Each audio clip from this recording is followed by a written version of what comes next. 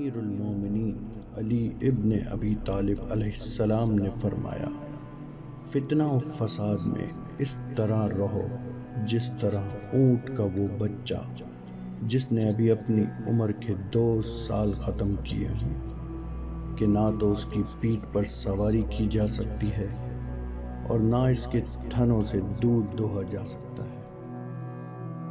امیر المومنین علی ابن ابی طالب علیہ السلام نے فرمایا، جو شخص اپنے کو بہت پسند کرتا ہے وہ دوسروں کا ناپسند ہو جاتا ہے، اور صدقہ کامیاب دوا ہے، اور دنیا میں بندوں کے جو اعمال ہیں وہ آخرت میں ان کی آنکھوں کے سامنے ہوں گے۔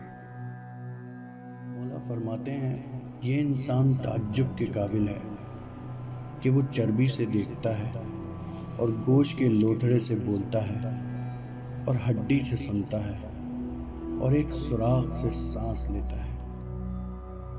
لوگوں سے اس طریقے سے ملو کہ اگر مر جاؤ تو تم پر روئیں اور زندہ رہو تو تمہارے مشتاق ہوں۔ دشمن پر قابو پاؤ تو اس قابو پانے کا شکرانہ اس کو معاف کر دینا قرار دو۔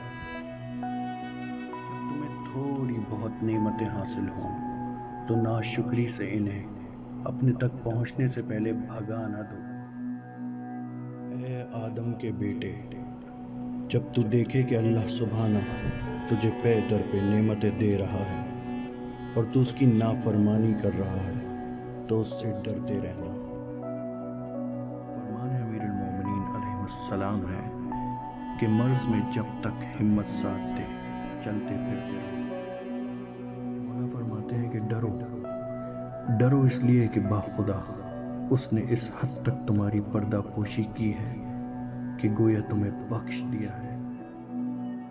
بہترین دولت مندی یہ ہے کہ تمناؤں کو ترک کرے۔